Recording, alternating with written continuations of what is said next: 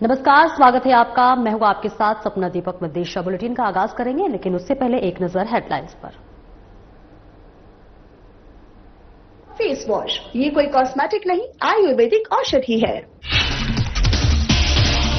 28 शिक्षकों के दल को हरी झंडी। गोविंद बल्लभ पंतनगर विश्वविद्यालय के लिए हुए रवाना। मंत्री गणेश जोशी ने हरी झंडी दिखाकर किया रवाना। शक्ति फार्म कार्यक्रम में भावुक हुए मंत्री सौरभ बहुगुणा। शक्ति फार्म में पिछले कई महीनों से विपक्ष पर रहा माहौल खराब। बहुगुणा परिवार पर विपक्ष लगा रहा अनर्गल आरोप। सुरक्षा के मद्देनजर रायवाला में पुलिस का सघन चेकिंग अभियान। बाहरी राज्यों से आने वालों की गहन जांच। दिल्ली धमाके के बाद अलर्ट पर पुलिस। साइबर अपराधों से निपटने के लिए विकसित होगा cyber centre of excellence. DGP Deepam Singh ने दी जानकारी। कहा, प्रदेश में एकीकृत होगी व्यवस्था। नैनीताल के भवाली रातीघाट मार्ग पर सड़क हादसा। नियंत्रित होकर गहरी खाई में गिरी कार। हादसे में 3 शिक्षकों की दर्दनाक मौत।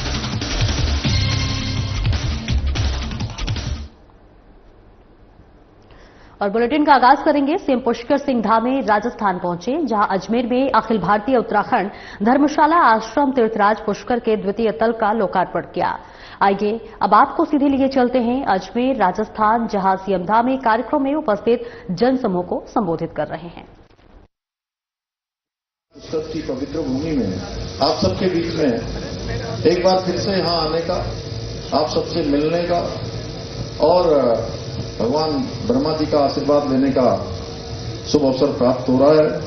और हमारे शास्त्रों में कहा गया है, यथा महोदय स्तु तल्यो चान्योपसीति जलाशय तथा वे पुष्कर श्यापी समम तीर्थम विद्यते। यानी कि जैसे समुद्र के समान कोई जलाशय नहीं है, वैसे ही तीर्थराज पुष्कर के समान कोई दूसरा तीर्थ नहीं है। जैसा अभी हमारे प्रजावत जी ने भी कहा, इनमें भी सृष्टि के रचयिता भगवान ब्रह्मा जी की यज्ञस्थली और अनेकों ऋषि मुनियों की तपोभूमि पुष्कर तीर्थ को समस्त तीर्थों का गुरु होने का गौरव प्राप्त है। पुष्कर केवल एक तीर्थ नहीं है, बल्कि भारत की सनातन आध्यात्मिक जो संस्कृति है कि उसकी वो अनस्वर ज्योति है, जो युगों युगों से मानवता, धर्म, तप, त्याग और सद्गुणों पर चलने की प्रेरणा देती है। चारधाम यात्रा का पुण्य भी, जैसा अभी यहां कुलदीप जी आप कह रहे थे, अब सुरेश जी कह रहे थे कि गंगा जी का स्नान करने का वो पुण्य या यात्रा वो तभी पूरी होती है। चारधाम यात्रा करने का भी पुण्य तभी पूर्ण माना जाता है जब तीर्थराज पुष्कर के पावन सरोवर में उसके बाद स्नान किया जाए। शायद पुष्कर राज की इसकी आध्यात्मिक महिमा और अलौकिक आभा से प्रभावित होकर मेरे पूज्य माता पिता ने भी शायद मेरा नाम पुष्कर रखा।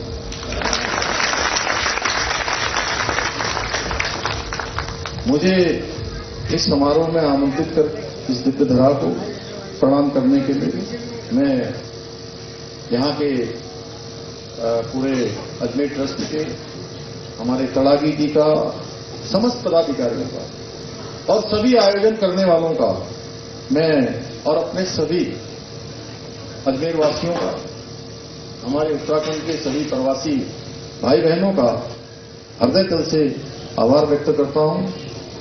और मैं आप सबका भी बहुत साधुवाद करता हूं। मैं अपनी बेटियों का, जिन्होंने सैकड़ों सैकड़ों किलोमीटर दूर रहकर भी उत्तराखंड की संस्कृति को, हमारा ये पिछोड़ा, हमारी ये जो नथ और जलोबन, अब नए जो बच्चे हैं धीरे धीरे पहले इस हमारे पहनावे से, हमारी वेशभूषा से, हमारी संस्कृति से जो दूर जा रहे थे, अब फिर से वो अपनी संस्कृति की ओर वापस जा रहे हैं। और मैं केवल यहां नहीं, मैं ओंकार सिंह जी, मैं लंदन गया आज से लगभग 2 साल पहले मैं दुबई गया, मैं अबू धाबी गया, और देश में तो जितने शहरों में मैं जाता हूं तो मुझे उत्तराखंड की जितनी बहनें मिलती हैं, जितनी बेटियां मिलती हैं, वो सच में, और बहुत सारे लोग जैसे आज वो टोपी वाले देखे सब दिखाई दे रहे हैं आपको, ये उत्तराखंड की संस्कृति के जीवंत उदाहरण है, ब्रांड एम्बेसडर है, जो उत्तराखंड की संस्कृति को आज पूरे विश्व के अंदर ले आए। हमारे प्रधानमंत्री जी ने ये टोपी पहनी थी, आप सबको याद होगा, 26 जनवरी 2022 को, और उसके बाद ये टोपी भी आज पूरे विश्व के अंदर एक अलग पहचान इस टोपी की बन गई। और आगे बढ़ेंगे। कृषि मंत्री गणेश जोशी ने हाथी बड़कला स्थित कैंप कार्यालय में नाबार्ड योजना अंतर्गत स्थापित पॉली हाउस के 5 दिवसीय प्रशिक्षण के लिए जनपद देहरादून के चयनित 28 कृषकों के दल को गोविंद बल्लभ पंतनगर राव विश्वविद्यालय के लिए हरी झंडी दिखाकर रवाना किया। कृषि मंत्री गणेश जोशी ने कहा कि किसानों की आय दोगुनी करने की दिशा में राज्य सरकार निरंतर कार्य कर रही है। नाबार्ड के माध्यम से प्रदेश में 50,000 पॉली हाउस स्थापित करने का लक्ष्य निर्धारित किया गया है, जिससे कृषि क्षेत्र में बड़े पैमाने पर परिवर्तन देखने को मिलेगा। कृषि मंत्री गणेश जोशी ने कहा कि आज पलायन को रोकने में कृषि और बागवानी का बहुत बड़ा योगदान है। राज्य के ग्रामीण इलाकों में लौटे प्रवासी सबसे अधिक कृषि और बागवानी क्षेत्र के स्वरोजगार के अवसर तलाश रहे हैं। ऐसे में सरकार उन्हें कृषि और बागवानी आधारित आजीविका से जोड़कर आत्मनिर्भर बनाने के लिए लगातार प्रयासरत है। उन्होंने कहा कि प्रशिक्षण के लिए रवाना हो रहा यह 28 कृषकों का दल पंतनगर राव विश्वविद्यालय में उन्नत तकनीकी का प्रशिक्षण प्राप्त कर मास्टर ट्रेनर के रूप में तैयार होगा, जो आगे ग्रामीण क्षेत्रों में अन्य किसानों को भी प्रशिक्षण प्रदान करेंगे। पॉली हाउस तकनीक से किसानों की आय में उल्लेखनीय वृद्धि संभव है। इसके साथ ही कृषि मंत्री गणेश जोशी ने विश्वास व्यक्त किया कि यह पहल न केवल किसानों की आर्थिक स्थिति मजबूत करेगी, बल्कि युवाओं को कृषि उद्यमिता से जोड़कर ग्रामीण क्षेत्रों में रोजगार के नए अवसर भी पैदा करेगी।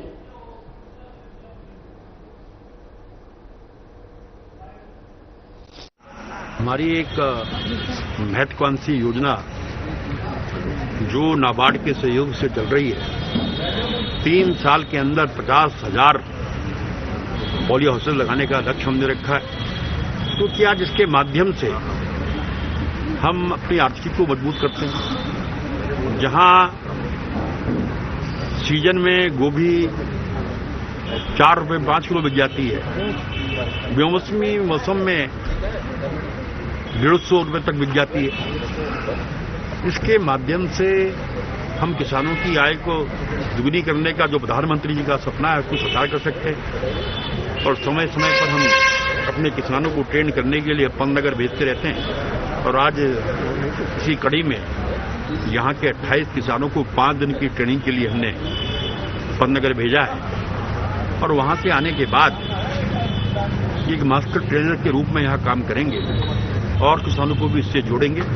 और जो मैं दावे के साथ कह सकता हूँ, आज जो हमारे पलायन है, पलायन को रोकने में एग्रीकल्चर और हॉर्टिकल्चर का बहुत बड़ा योगदान है। जो प्रवासी उत्तराखंड आए हैं, 39% लोग खेती कर रहे हैं और 21% टूरिज्म सेक्टर में जा रहे हैं, तो ये हमारे लिए गौरव की बात है। और प्रधानमंत्री नरेंद्र मोदी जी के मार्गदर्शन में और शिवराज जी जब से मंत्री बने हैं, जो उन्होंने इसको गति दी है, उनके मार्गदर्शन में और हमारे मुख्यमंत्री धामी जी के नेतृत्व में हम कृषि और हॉर्टिकल्चर में लगातार अच्छा काम कर रहे हैं।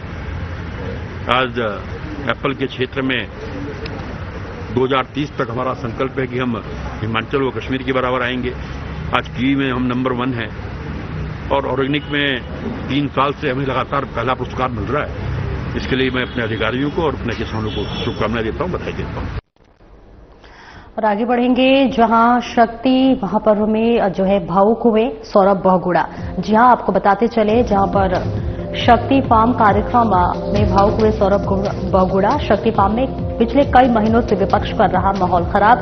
बहुगुणा परिवार पर विपक्ष लगा रहा अनर्गल आरोप, मुझे और मेरे परिवार को दी जा रही ये गालियां, ये दुख की बात। शक्ति फार्म में जितने भी विकास के कार्य हुए हैं, सभी बहुगुणा परिवार आने के बाद सड़क, पुल, अस्पताल और स्कूलों का उच्चीकरण, कॉलेज सहित जाति प्रमाण पत्र से पूर्वी पाकिस्तान हटाने का किया कार्य। सितारगंज और शक्ति फार्म के विकास के लिए हमेशा रहा समर्पित। सितारगंज और शक्ति फार्म की जनता को मानता हूं अपना परिवार। संस्कारों के लिए जाना जाता है बंगाली समाज। सितारगंज और शक्ति फार्म के लिए 180 करोड़ रुपए की फैक्ट्री लगाना क्या गलत है? 100 करोड़ की फैक्ट्री लगने से कई लोगों को मिलेगा रोजगार। कक्षा 9वीं में पढ़ने वाली छात्रा से मुझे दिलाई जा रही है गालियां। कहा जा रहा है सौरभ बहुगुणा बंगालियों की हड़प रहा जमीन। बच्चों को आगे कर विपक्ष कर रहा है राजनीति। जो व्यक्ति वहां से हटाया जाएगा उसे दी जाएगी नौकरी और मकान।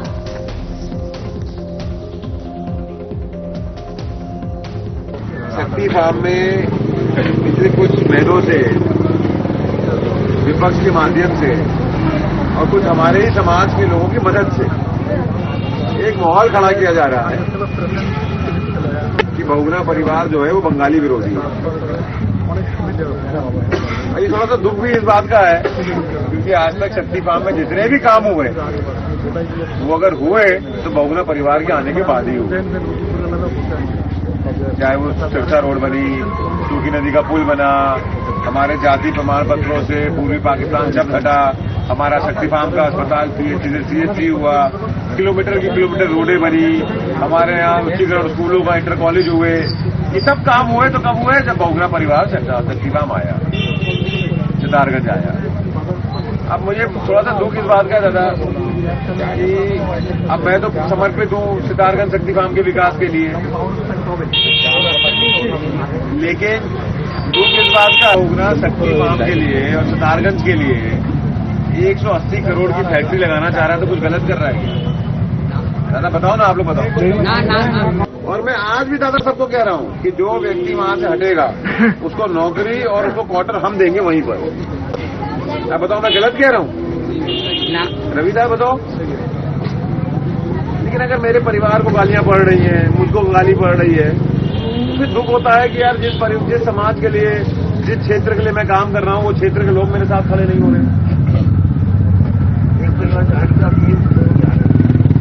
हटने की बात नहीं है। अब तो मेरी क्या मेरे माँ बाप को अच्छा लगा जब पूरे सोशल मीडिया पे चल रहा है कि ये कुत्ते की मौत मरेगा? क्या मेरे माँ बाप को दुख नहीं होगा?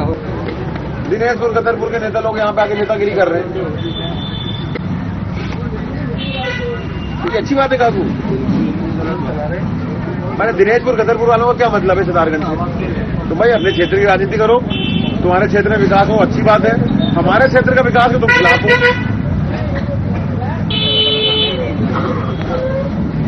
मैं आप सबसे सिर्फ इतना ही कहने आया दादा, देखो काम तो सारे हो ही रहे, आज नहीं तो कल, कल नहीं तो परसों, काम की कोई प्रॉब्लम नहीं। मैंने शक्ति फार्म की जनता से पिछले चुनाव में जितने वादे किए थे संजय भाई, रतन भाई, मेरे ख्याल से 95% तो मैंने 3.5 साल में पूरा कर दिए। रवि भाई मैं गलत बोल रहा हूँ? बताओ कितने वादे किए थे मैंने? CHC को अपग्रेड करने की बात करी थी, आज हो गया, तुम्हारा अस्पताल भी अपग्रेड हो गया। मैंने निर्मल नगर राजनगर के पीछे पुल बनाने की बात करी थी, उसका GO भी होने वाला है। मैंने रोडों का वादा किया था, वो भी हो गया। और एक ब्रेक के लिए रुकेंगे, चल लौटते हैं।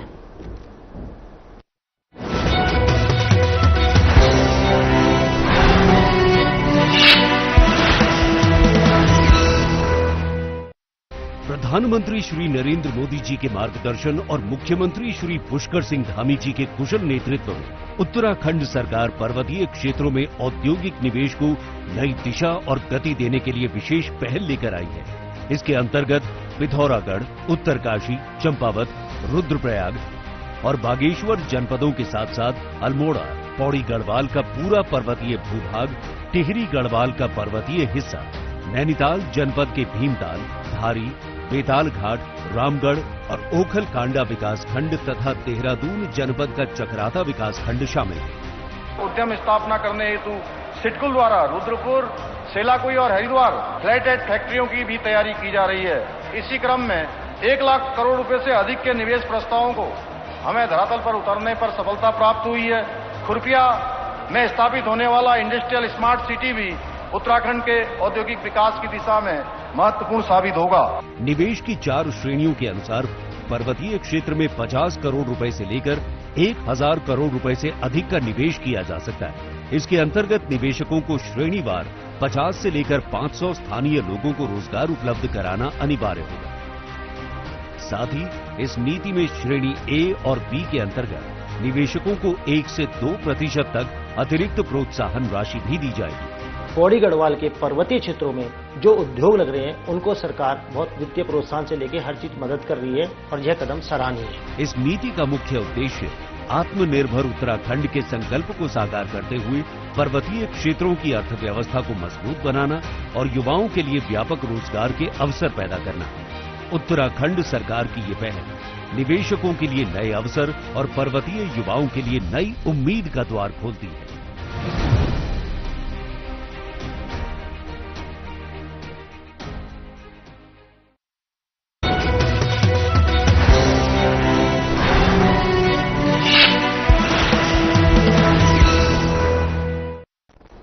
और ब्रेक के बाद एक बार फिर से स्वागत है आपका। खबरों में आगे बढ़ेंगे। दिल्ली में हुए धमाके के बाद उत्तराखंड पुलिस हाई अलर्ट पर है। इसी क्रम में आपराधिक घटनाओं पर अंकुश लगाने और इसके साथ ही कानून व्यवस्था को सुदृढ़ करने के उद्देश्य से रायवाला कोतवाली पुलिस ने हरिद्वार देहरादून हाईवे पर सघन चेकिंग अभियान चलाया। इस अभियान को चलाने का मकसद जनता को सुरक्षा का संदेश और संदिग्ध तत्वों को कड़ी चेतावनी देना रहा कि पुलिस उनके गलत मंसूबों को कामयाब नहीं होने देगी। चेकिंग के दौरान पुलिस ने हर वाहन, बस, ट्रक आदि को रोका और चेकिंग की।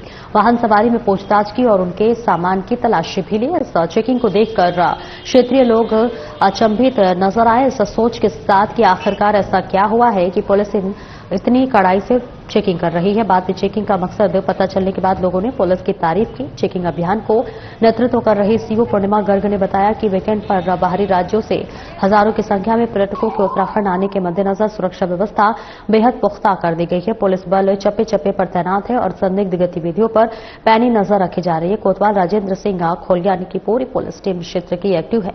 क्षेत्र में किसी भी प्रकार की अप्रिय घटना को रोकने के लिए पूरे प्रयास किए जा रहे हैं।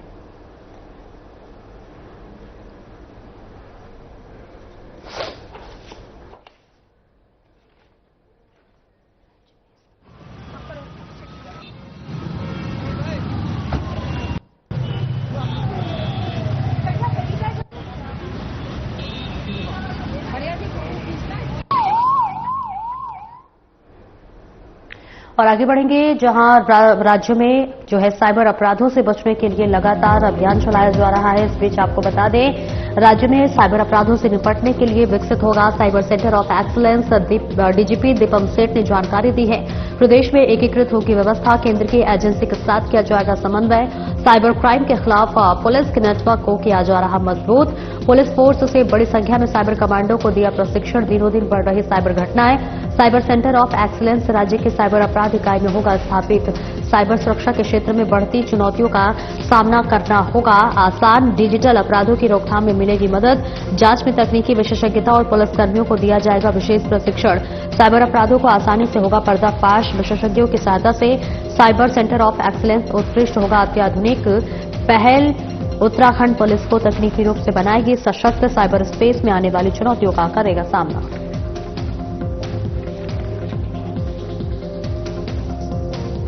राज्य में एक बहुत बड़ा इनिशिएटिव जो है वो साइबर सेंटर ऑफ एक्सीलेंस को हम लोग विकसित करने जा रहे हैं, जो एक एकीकृत व्यवस्था होगी पूरे राज्य में और राज्य से केंद्र की एजेंसीज के समन्वय के लिए। और उसमें बैंकिंग इंस्टीट्यूशंस और सभी जो फाइनेंशियल चेन में इन्वॉल्व रहते हैं उनके प्रतिनिधि भी होंगे, जिससे कि ऐसे किसी भी प्रकरण की सूचना मिलते ही एक त्वरित जो उसकी प्रतिक्रिया होती है उसके तहत कार्रवाई हो, जिससे कि वो जो मनी ट्रेल है वो आइडेंटिफाई होकर ब्लॉक हो जाए। तो इसमें कई इनिशिएटिव्स हम लोग कर रहे हैं। हमारे पुलिस फोर्स से बहुत बड़ी संख्या में साइबर कमांडोज सेलेक्ट हुए हैं, जो प्रशिक्षण अपना पूरा करके विभिन्न चरणों में वापस आ रहे हैं। और हम लोग अपने पूरे साइबर सेल के और जो साइबर क्राइम के विरुद्ध जो हमारा नेटवर्क है उसको हम सुदृढ़ कर रहे हैं। और इसी उद्देश्य से आज यहाँ इन बच्चों से हम लोगों ने इस मुहिम में जुड़ने का आह्वान किया है। हम उनके लिए इंटर्नशिप्स ऑफर करेंगे। हम उनके जो प्रोजेक्ट रिपोर्ट्स हैं या उनके जो पायलट प्रोजेक्ट्स हैं उनको और उच्च भारत सरकार की एजेंसीज तक ले जाएंगे जिनका ऐसा पोटेंशियल है कि वो साइबर क्राइम में कारगर सिद्ध हो सकते हैं। नैनीताल के भवाली रातीघाट मार्ग पर एक भीषण सड़क हादसे में 3 शिक्षकों की मौके पर ही दर्दनाक मौत हो गई, जबकि एक अन्य शिक्षक गंभीर रूप से घायल हो गया है, जिन्हें बेहतर इलाज के लिए हायर सेंटर रेफर किया गया है। प्राप्त जानकारी के अनुसार चारों शिक्षक अल्मोड़ा से हल्द्वानी शादी समारोह में शामिल होने के लिए जा रहे थे। रास्ते में भवाली रातीघाट मार्ग के पास वाहन अनियंत्रित होकर गहरी खाई में गिर गया और शिप्रा नदी में जा गिरा। घटना की सूचना मिलते स्थानीय पुलिस और ग्रामीणों ने तत्काल मौके पर पहुंचकर रेस्क्यू ऑपरेशन शुरू किया। कड़ी मशक्कत के बाद सभी को खाई से बाहर निकाला गया। मृतकों की पहचान सुरेंद्र भंडारी, पुष्कर सिंह, संजय विष्ट के रूप में हुई है। पुलिस ने मृतकों के शवों को कब्जे में लेकर पोस्टमार्टम के लिए भेज दिया है और उनके परिवार के सदस्यों को भी घटना की सूचना दे दी गई है। इस हादसे से पूरे क्षेत्र में शोक की लहर है।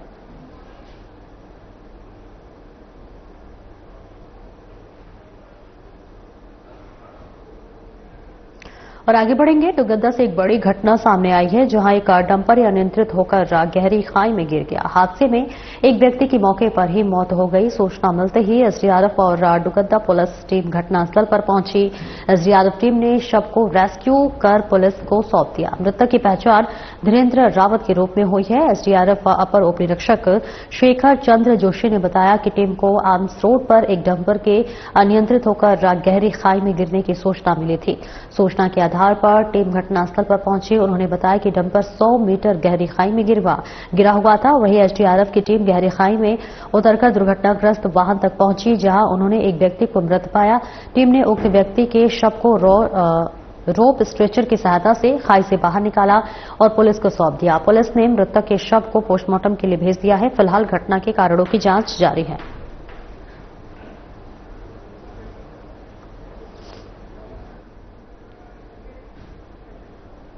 तो देखिए तस्वीरें आपको दिखा रहे हैं कोटद्वार से, जहां नियंत्रित होकर गहरी खाई में जो है डंपर गिरा हुआ है। हालांकि रेस्क्यू अभियान भी देखिए लगातार चलाया जा रहा है और इसी के साथ साथ ये भी पता लगाने की कोशिश किया जा रहा है कि आखिर ये घटना किस वजह से हुई है, इसके पीछे क्या वजह रही होगी। हालांकि एक व्यक्ति की इस हादसे में मौत की खबर भी सामने आ रही है।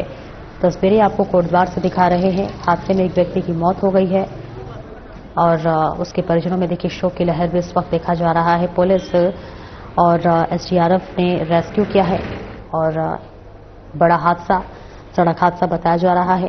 भीषण टक्कर हुई है और ऐसे में देखिए खाई में जाकर डंपर गिर गया, जिससे रेस्क्यू किया गया। पुलिस और एसडीआरएफ की जो टीम है वो लगातार मौके पर तैनात है और रेस्क्यू किया जा रहा है।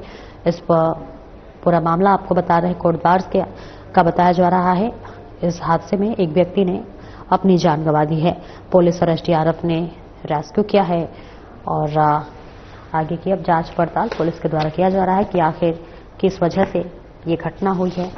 तस्वीरें लगातार आपको दिखा रहे हैं, जहां पर तस्वीरें आपको दिखा रहे हैं और इस बीच दुगड्डा से ये घटना सामने आई है। एक डंपर अनियंत्रित होकर गहरी खाई में गिर गया। हादसे में एक व्यक्ति की मौत की खबर भी सामने आई है। सूचना मिलते ही एसडीआरएफ और दुगड्डा पुलिस टीम जो है वो घटनास्थल पर पहुंची और एसडीआरएफ टीम ने शव को रेस्क्यू कर पुलिस को सौंप दिया है। मृतक की पहचान जो है वो धीरेन्द्र रावत के रूप में हुई है। एसडीआरएफ अपर उप निरीक्षक शेखर चंद्र जोशी ने बताया है कि टीम को आर्म्स रोड पर एक डंपर के अनियंत्रित होकर गहरी खाई में गिरने की सूचना मिली थी। सूचना के आधार पर टीम जो है वो घटनास्थल पर पहुंची। उन्होंने बताया कि डंपर 100 मीटर गहरी खाई में गिरा हुआ था। एसडीआरएफ की टीम गहरी खाई में उतरकर दुर्घटनाग्रस्त वाहन तक पहुंची, जहां उन्होंने एक व्यक्ति को मृत पाया। टीम ने उक्त व्यक्ति के शव को रोप स्ट्रेचर की सहायता से खाई से बाहर निकाला और पुलिस को सौंप दिया। पुलिस ने मृतक के शव को पोस्टमार्टम के लिए भेज दिया। फिलहाल घटना के कारणों की जांच की जा रही है कि आखिर किस वजह से ये घटना हुई है। क्या रफ्तार जो थी वो तेज थी या मौसम का जो है देखा गया, मौसम की वजह से ये घटना हुई होगी, किस वजह से हुई है। फिलहाल इसकी जांच पड़ताल पुलिस कर रही है। लेकिन इस बीच सीधी तस्वीरें आपको दिखा रहे कोटद्वार से, जहां नियंत्रित होकर गहरी खाई में डंपर जा गिरा। हादसे में एक व्यक्ति की मौत हो गई है और पुलिस और एसडीआरएफ ने रेस्क्यू किया है। तस्वीरें आपको सीधे कोटद्वार से दिखा रहे हैं।